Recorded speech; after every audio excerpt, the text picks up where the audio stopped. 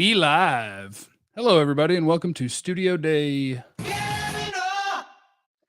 nice to see everyone. As you can see, I'm joined by the great Dave Helman of DallasCowboys.com, who made you joke, that drop? Who made what? you that drop? Who made you that drop? Steve Shackelford. It's a guy that Ben and Skin know. They just have songs for everything. So there's incredible. Gotta have that every once in a while. It's a whole song, but if I play the whole song, YouTube flags it for copyright, and then I don't get my money. Sure. So we have to be careful there. It's the great Dave Helman of DallasCowboys.com, the number one source for Cowboys information in the entire world. He is the best in the world at it. And I'm going to share with you guys a link in the chat right now. Bow! Subscribe to that channel. That is the link to David Helman's YouTube channel. It doesn't have anything on it yet. There's nothing there right now. Stuff on it. There's going to be stuff on it. There will be stuff there eventually. Subscribe to Dave's channel. We're going to talk to him about minicamp because I've seen lots of good things about all of the Cowboys' early draft picks. But first, we're going to pay the bills. And I want to thank my partners at BetOnline, who continue to be the number one source for all your betting needs and sports info. Dave likes to bet on the Seattle Mariners every day, 162 times, just to see what happens. Find all the latest odds, news, sports developments, including the basketball championship finals, the hockey conference finals, Major League Baseball fighting news, next season's NFL futures. Head to the website or use your mobile device to sign up today and receive your 50% welcome bonus on your first deposit. Just use our promo code BELIEVE, BLEAV, to get the bonus and get into the action. Bet online, where the game starts. Somebody said, where did you drop that link? It's not on Facebook. I'll try to get over to Facebook and drop that link in a minute. It's in the comments of my YouTube is where I dropped the link. So... Sorry, I love coming on your stuff. If you're following my stuff when there's no content on it, you're the best. I'll work on that. But yeah, I love doing it. Like I love the love when I come on Jeffrey's channel. Appreciate it, everybody. Kilgore's already in the super chat being a monster. He said, "This is for the pool fund. Thank you." And he said, "Jeff," but I'm going to pretend it says Dave. Because I think it's a great question. When will we know a player is good? Camp? Third weekend of the season? Because I'm going to ask Dave about the first 3-round draft picks and the positives I'm seeing from him coming out of mini camp. But I kind of do mini camp the same way I do OTAs, where it's like, yeah, if you tell me over and over again that a guy looks really good, I'll be like, sweet, that's fun. But I'm not going to put a whole lot of stock into it until camp. And even then, it's not a ton of stock because we've done it every year where it's like, man, this guy, this is his year. Then they go play football and it's like, oh no, he's still kind of just a guy. When do I know if the player's good? So I think you're allowed to get excited at camp. Like OTAs, mini camp, no pads, guys going against backups, like not a lot of compete period. Like keep in mind, you never see one-on-ones. Like there's no one-on-one pass rush. There's no one-on-one receiver DB drills. It's not like the point of these practices is not to compete. The point of these practices is to install. So definitely don't get excited about too much that you're hearing right now.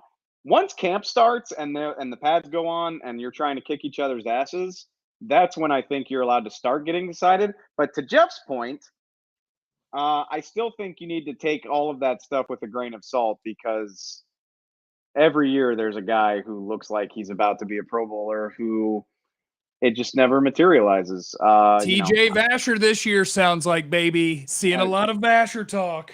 I mean, even like, yeah, I mean, it's easy to get excited about the down the depth chart guys, but like I'm old enough to remember when we thought Byron Jones was going to be an all-pro at safety. Like he had an incredible camp at safety.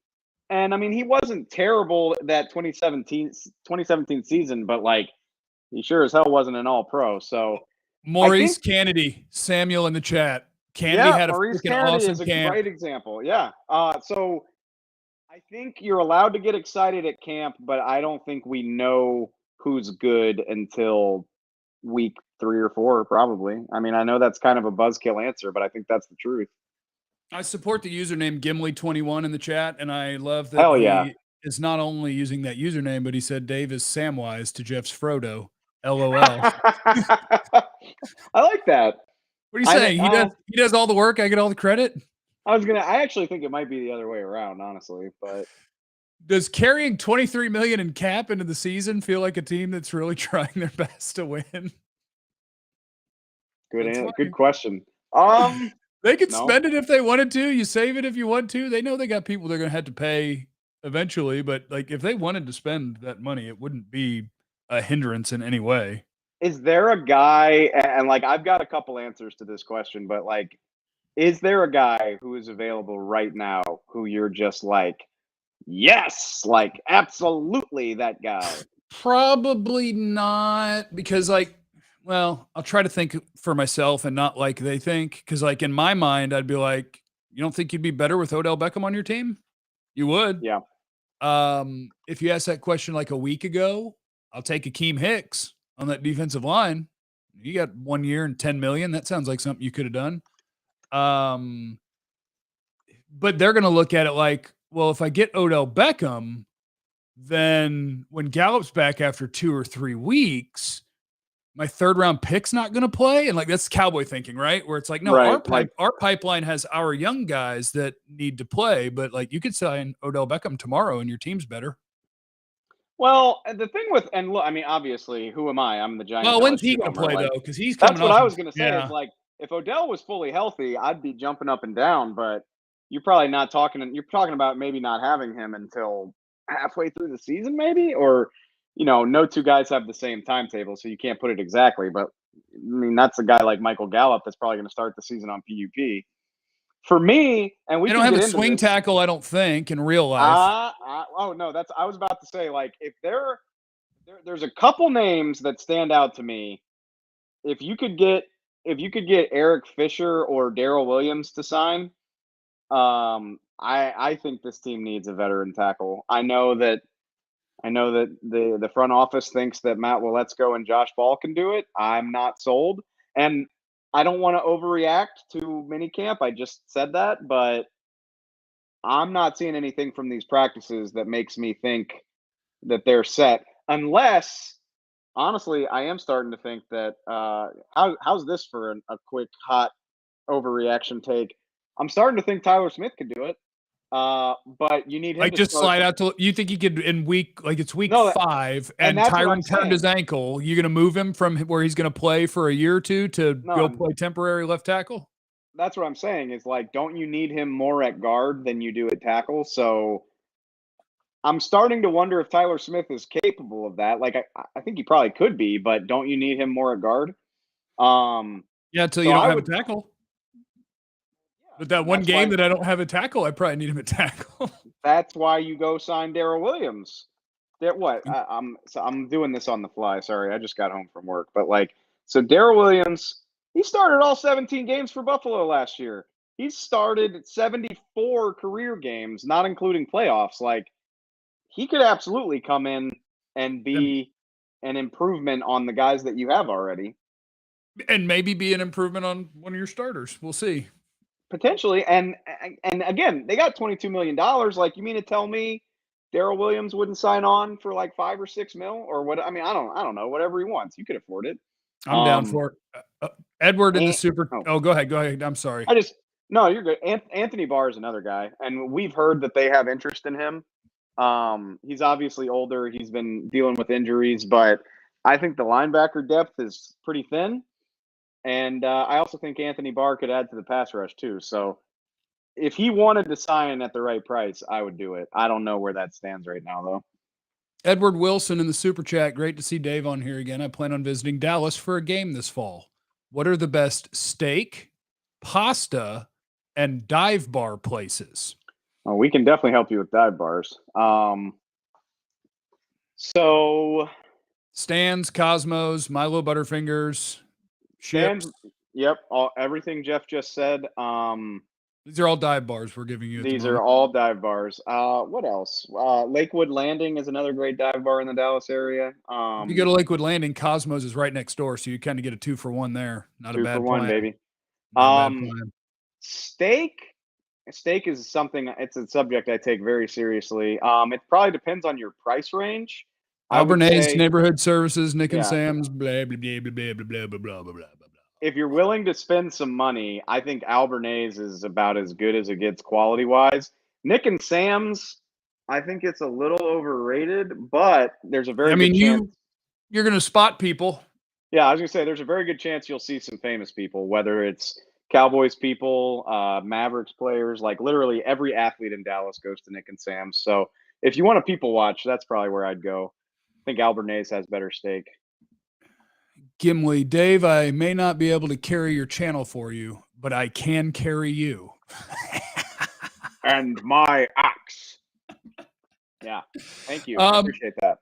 On to actual practice stuff. So the guy who I saw, well, two of them really. We can talk about the first rounder in a minute, but I want to start with the second and the third rounder because Jalen Tolbert was my favorite draft pick in real time for the Cowboys this year. I loved having that pick in the third round, very much like when they got Gallup in the third round, and I loved that one. So get ready. Jalen Tolbert's going to have 1,000-yard seasons. But early impressions of him, because he wasn't out there initially. He was rehabbing, a hammy? And now he's out there getting a full load of reps and scoring all the touchdowns. Yeah, it was nice because, Jalen Tolbert's, it's been kind of anticlimactic for him because he tweaked his hammy like right out of the gate. And really, we haven't seen him do a whole lot of anything through the whole spring, at least not since the rookie camp. So he was out there today, but he was full go. He did everything. And I would say Simi Fehoko is far and away the reps leader for this entire spring because he is the only healthy receiver on this team. Because Tolbert's missed time, CeeDee Lamb has missed time, Noah Brown has missed time. Obviously, Michael Gallup's not ready. So, but Tolbert was right there with him today. He was going first team, second team, like just get on the field and do reps. He took punt return reps. It really, it felt predominantly like a lot of slot work, which I think we kind of expect that a little bit. So it looked pretty. I guess I kind of expect it, but it kind of leads me down to a question that there's no way they can answer yet, right? Like they brought in, and Skywalker Steele. You're not allowed to super chat, but thanks, buddy. What up, Will? He said, loved hearing Sam Williams having a dominant day, air quotes, because no pads, but still. If Tolbert's getting a bunch of slot snaps, and this is just the way my brain works, it goes like 8 steps down the road. You know this. Then that would make sense to me because in the short term, I don't think you want James Washington in the slot. I think you would want him outside if him, Tolbert, and CeeDee are all playing and Gallup is not. But that also makes me more confident that the third round pick, when Gallup gets back, is already sitting comfortably in his home and he ain't the one headed back to the bench. It's James Washington. I think that's the hope, right? Like the hope is that Tolbert's just good from day one. And sorry, James Washington, but you're the older guy. You were not drafted by this team. I hate to say this right now, but I think in their heads, he's probably a little less versatile than Jalen Tolbert. So yeah, like in a perfect world, James Washington is your fourth receiver, I think. And then another thing I think you have to consider is maybe what we see at minicamp is, again, like CeeDee Lamb didn't practice today. I think CeeDee Lamb's going to play in the slot a lot. And so, that might change the usage depending. And then the other thing too is, again, like you're not trying to scheme things up to beat an opponent right now. You're just trying to make sure everybody understands what they're supposed to do. So I think it makes sense to start Jalen out with one position and be like, hey, this is where you're going to be for the time being. Don't worry about it. But he looked good. He caught a touchdown from Dak Prescott. It was a nice little, nothing fancy, low red zone, like 2-yard line. It was a sprint out. Like Dak left the pocket by design, sprinted to the sideline, threw it on the run like he likes to do. And Tolbert was right there at the pylon on a little shallow out. Had some other nice catches in the situational work, like nothing crazy. Like he didn't make any like circus catches or anything, but he was just out there getting a lot of work, which is really the first time you could say that about him this spring. So it was fun to see. If you're seeing Skywalker Steele in the chat, make sure that you're subscribed to his channel as well. That is a hard-working, talented son of a biscuit when it comes to covering your Dallas Cowboys. We are spoiled around this part. There's lots of good ones, and Sky is one of them. So make sure you're subscribed or else. He texted me to say exactly that after his super chat, and so I just read from the script. I made that up. That's a total lie. I love Sky. He's amazing. Okay, Sam Williams, the guy that Sky brought up. You said he had 137 sacks today. And I will say it doesn't sound great for Matt Waletzko, the 5th round pick, but from what you can, this goes back to the beginning of our conversation. What they do in these situations doesn't necessarily matter all that much, but good is better than bad. So just your initial impression of 2nd round pick, pass rusher, having a nice day, and just what he looks like for people who haven't gotten to see him. Yeah, and so there are a few things harder than evaluating line play in a practice, because especially an unpadded practice, right? Because like you're not like going full contact, you're not trying to tackle people. And also the coaching staff is going to defer to the offense. Like it's so funny in practice, like we've seen Micah Parsons do this a million times. Like Micah will come in, blow up the play immediately, and the coaches are like, keep going, keep going. So like pretend he didn't.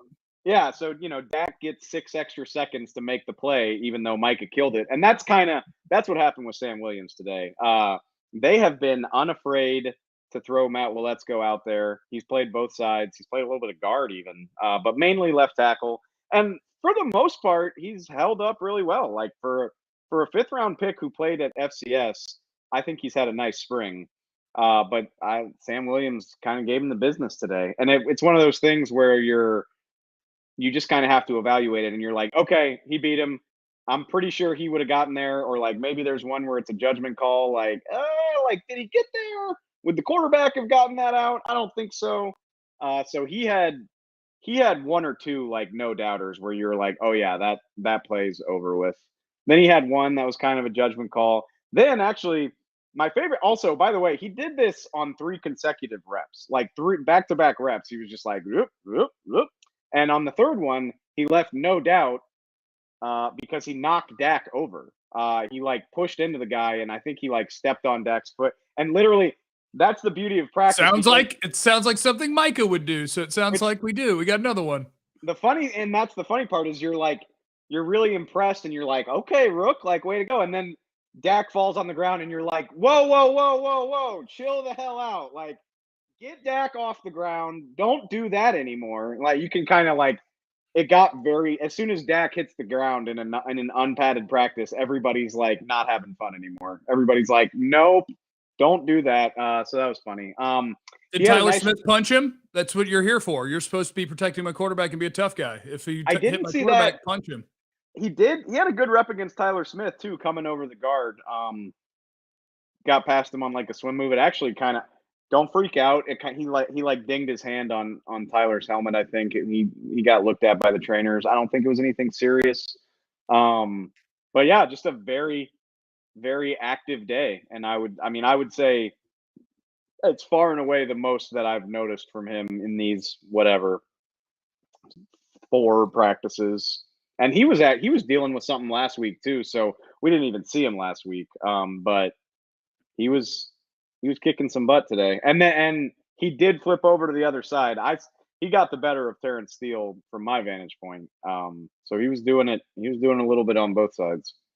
So all of these things are timely and exciting, but ultimately the only thing that I care about after this is, and this is just the words of the coach and the quarterback after their workout, and you can take it wherever you want, but the Cowboys ended up last year, despite 2 months of what we thought was not even good offensive football, with the most points and the most yards in the entire NFL. And we didn't feel like they played real good offense the second half of the year. Do you believe and buy into what I heard from the coach and the quarterback, where it's just like excited to be back healthy, ready to get back to rolling out, running around, yada, yada, yada? I mean, I buy that Dak is going to be in a great spot. Yeah. I mean, first of all, we can question a million things about Dak Prescott if we want to. The one thing that I don't think you can question is his work ethic and the time that he puts into it. He's clearly leaned down a little bit. Not that he's always been a built guy, but this is always such a weird time of year because you're like, yeah, his legs look really good, and then you Best realize shape of his life, baby. yeah, but you're just like, man, look how well defined his calves are, and then you're like, how many other times in your life could you say that and have it not sound weird? But yeah, I mean, he looks great. He moves around really well. They obviously do the scramble drill every day. They have a drill specifically designed for when the play breaks down. And yeah, I mean, he looks good doing it. They talked today about how maybe they held him back in the run game a little bit more. So I mean, I have all the confidence in the world that Dak will be ready to roll. I think my thing is just is the personnel around him good enough to, first of all, even replicate last year's results, and second of all, do better? Is the Terrence Steele, Biotish, Tyler Smith offensive line good enough? Is the receiving core good enough? Yeah, you can't tell me today that the O line is better. Maybe, I mean, which I feel so much better about the Tyler Smith pick now than I did the day he was picked. But you still can't tell me for sure that that's an upgrade. Until No, further, I think they just went, you know what? At left guard, if we get beat, we're going to get beat a different way. I mean, It ain't going to be because we're not strong enough. Right. It's like, yeah, we're not going to be weak. We just, maybe we'll have a problem with our technique. I don't think you can say right now, certainly, maybe Terrence Steele is going to continue this crazy trajectory. I could even buy into that, but you can't tell me they're better 1 through 3. Like Tyron Smith, Lyle Collins, and Terrence Steele is a better 1 through 3 than what they have right now. And we know they're probably going to need a third tackle at some point. So I don't think the offensive line's better right now. And yeah, the receiver personnel, I think that's a fair question as well. I mean, I don't think you get better by sending Amari Cooper away and not addressing it with a similar value player. So not to say they can't be better, but I don't see it here in June. In the super chat, are you more excited for this season than last? My answer is yes, because it's this season and the last one's already over. That's a great answer. I'm not as excited about this team. But I was thinking about this on my drive home from work today. Just as a football fan, I am bonkers excited. Think about all the stuff that's happened in the NFL this year. God, the player movement. Yeah, like Russell Wilson's in Denver now. Like the whole AFC West looks like a madhouse. Matt Ryan's in Indy. The Browns are going to trade their starting quarterback, and then the guy that they traded for isn't going to be allowed to play, so I don't even know who their quarterback's going to be. Totally. I mean, yeah, Devontae Adams is in Vegas now. Matt Ryan in Indy? Even, I know I'm about to say something insane. This is how I know I'm a football addict, but, I'm intrigued to see, will we see a passable Carson Wentz in Washington? Sure. I just think he's a choke artist and he has terrible moments every week. But on the whole, it's not like he's a really bad quarterback. He just has terrible, terrible moments way too often. He should have gotten Indy into the playoffs last year. Obviously, they gagged like nobody's business, but he played well enough to get them into the playoffs. So yeah, I mean, this is about as excited as I can ever remember being about the NFL as a whole. And I'm not trying to be too down on the Cowboys. They'll be fine, but I don't think I'm excited about this Cowboys. I'm not as excited about this Cowboys roster as I was about definitely about last year. I mean, last year I at this time last year I was like, yeah, they're a 12, 13 win team. Yeah, so, and they ended up winning 12, and who knows what that looks like if Dak doesn't have a calf strain after the ankle thing, and then coming into this year, sweet, he's healthy again, but now you've got roster downgrade. So the difference has to be that Dak is back and the same guy he was the first 6 weeks for 17. I'm going to say, who knows?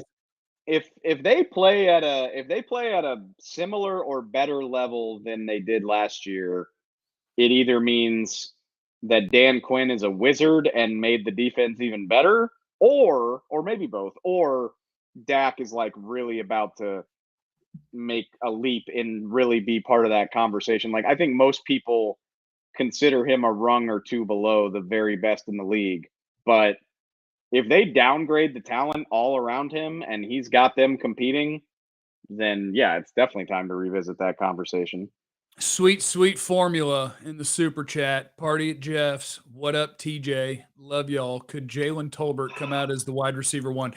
Formula, the answer is absolutely not. He will not come out as wide receiver one. But because you're you and you're an OG of the channel and one of our finest supporters, we'll honor your question with the greatest integrity.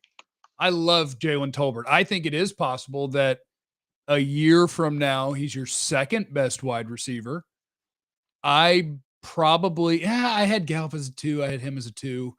Like, that's how good I think he is. That I think he can be a 1,000-yard receiver in the league.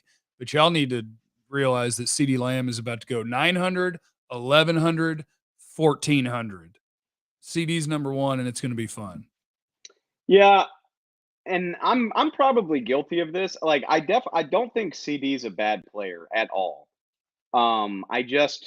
I think it's fair to say that he probably hasn't delivered on the hype, and that's not his fault. Like, it's not his fault he fell. Oh, you mean on my hype? Because where he was drafted, he's lived up to the expectations, but we just loved him pick so much that it was like, he's going to be the number 1 receiver so fast. Literally, what did everybody say for a year when he got drafted? Like, literally, it became a meme on Twitter, was like, can't believe the league let him fall to 17. Like, I can't believe this happened. And again, that's not his fault, but a guy drafted after him is off to a better start to his career. I mean, Justin Jefferson's definitively having a better career right now. Not saying that'll be the case.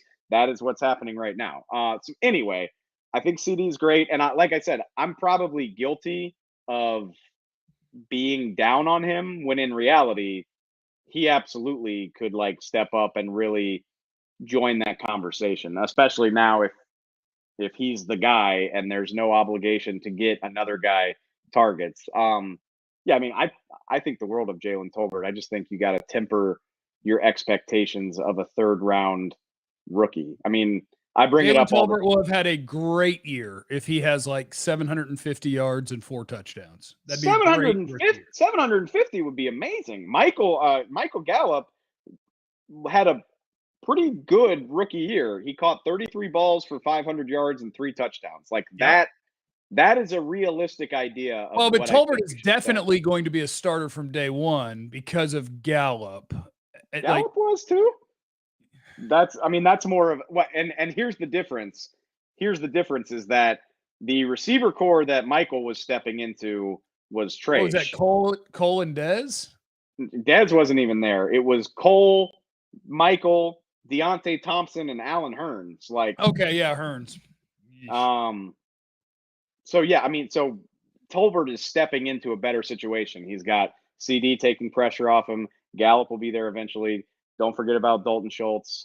So yeah, I think he could do better than. Well, I'm just setting the bar for what I think would be great rookie year. Yes. Like, to me, I'm expecting 500 to 600 yards. I'm expecting that because I'm expecting 70 to 80 targets. 750 plus yards as a rookie. Yeah, you're like, that's a wonderful season. I believe James Washington, who was drafted much higher than Tolbert, has yet to have a season that good. Was he? Yeah. A second rounder? He was picked 60. Okay. All right. That's like 25 spots higher. That's a whole round. I liked Tolbert better as a college prospect than I did Washington anyway. So look at me. I'm so smart, even though he hasn't done anything yet. There was one more super chat. Oh, yeah. Are you scared of Philly? Do you think the 1 seed is possible for Dallas? Scared of Philly? No. If Jalen Hurts is a good NFL quarterback, then Philly could absolutely win the division. Philly has a better roster than Dallas. I believe that with all my heart. The reason that you are better than them is because your quarterback's significantly better than theirs. Yeah, you took the words right out of my mouth. I think Dak is the best quarterback in the division by a long margin.